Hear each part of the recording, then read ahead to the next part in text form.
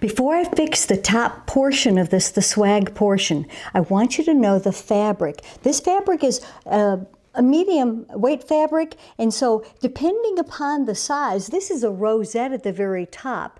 Depending upon the size of the thickness of the fabric as to what size of the ring that you would like to have to pull the fabric through. This one, the ring's not going to go through this one, it's too skinny. The sheer fabric, it would go very nice or real thin fabric, but please try to use 54-inch wide fabric to create the beautiful look that you need to have. The 45-inch wide fabric makes it really kind of skinny and a little skimpy looking, but you can always double that up too.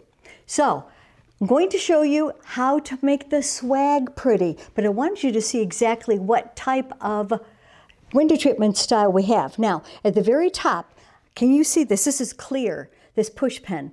Can you see this? If you can get the clear ones, I'd really like to have the clear ones more so than the colored ones. There's this style. There's many other different styles that you can get. There's even little pokey ones, that have cute little head on them. I don't really need this. If you have no choice, it's fine. I prefer to have the clear ones. So I'm going to find, usually I have a pin in the center of the fabric to show me where it is. But I need to pull this up. I'm going to put the pin, watch this. Put it all the way back so you can't even see the push pin right there. It's got a little picker at the top. Do you see that picker? Now I'm going to pull this all the way to the center part to make it even at the top part with the rosette sections. Now I'm going to pull this a little further over and take another push pin, put it right inside over here and pull it tight. What this does is this gives the feeling or the illusion that it's on a board and a custom-made window treatment look.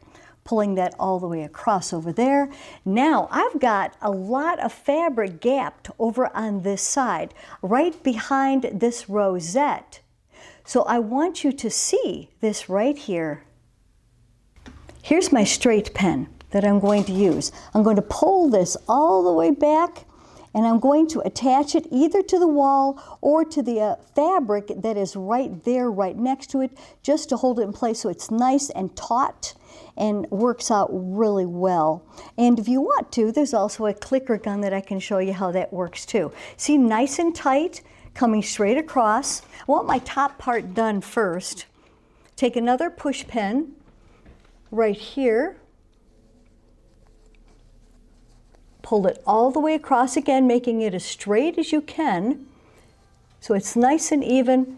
Pulling this section back up here too. She has got the hardware, which is good. I want you to see the difference in the hardware. This hardware is the short hardware, which is fine. You can go this way or go this way on the hardware. If you have blinds that stick out, you can put the longer ones. Do you see the difference between the two? So I thought I'd show you this while we're up here doing that. We're going to make it look pretty again. First of all, the push pen, there's nothing wrong with putting a push pen on to the very top, but I want to show you some other methods too. Before you do the push pen, if there's a possibility of getting clear push pen, that would be very nice instead of having the colored push pen. Sometimes they will show, sometimes they won't, so it doesn't matter sometimes, but I'd like to have a little caution on that. Find the center. Usually I have a safety pin to mark my top and my bottom for the center portion, but because we are renewing and rejuvenating and making this window treatment look brand new again. Beautiful curtain. We're going to put this right in the center and I want to pull it up a couple of inches to give the illusion that the window treatment is taller and like it's on a board, like it's custom made. So I take these, pull this right over. Now I do want you to know also that there are some situations that you might want to have this portion to come all the way down and do a dip as it comes down like that, but you don't want the molding, the white stuff. You don't want that to show. So if you decide to pull it down a curvature at the bottom like a smile effect, make sure you raise it up higher for the whole window treatment where the rosettes are. But we're not doing that right now. We're putting this nice and straight going all the way across. Then notice that this has got a gap. See that?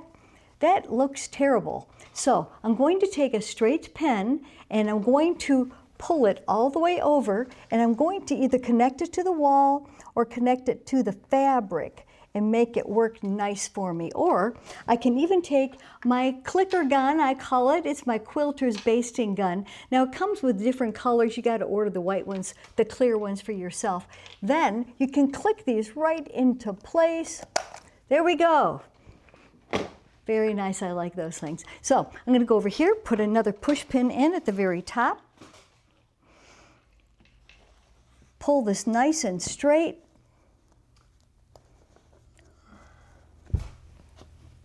Right, get it as straight as you can. And if you're not quite sure how to get it straight, you can take a little ruler at the very top part. It's nice and straight all the way across, giving the illusion that it's on a board, but it's not. And if you want to put a level across there to make sure it's straight, that's up to you. But we want to make sure it does look nice and pretty. You want to try to have a minimum of 5 pleats on your swag. And we have more than 5. We have 1, 2, 3, 4, 5, 6, 7. It doesn't matter as long as I have at least 5 pleats. That's why I really would prefer for you to have 54-inch wide fabric in order, because this is the width of it, to be able to have a really pretty custom-made look. Now, let me fix these.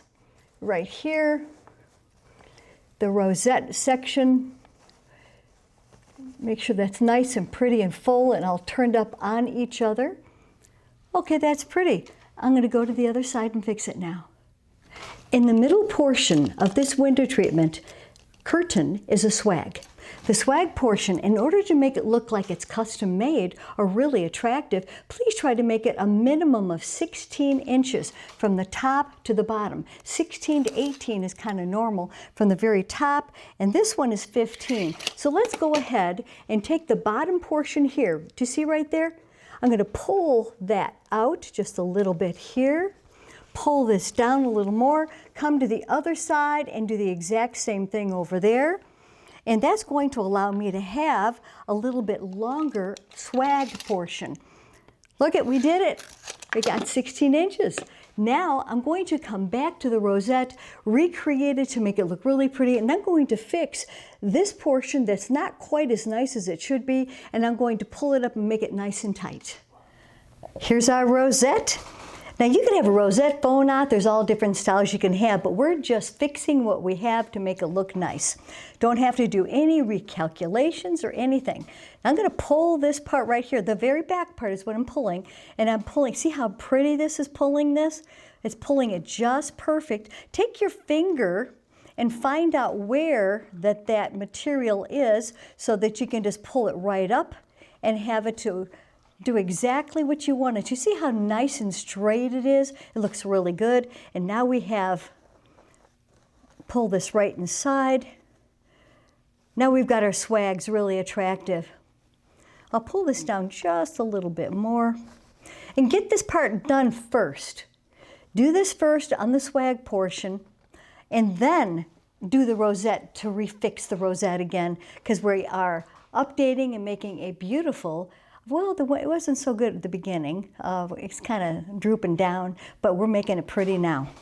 So we got this part here. Now, if you choose to, you can take again and do the push pins and put them right there to hold this nice and straight.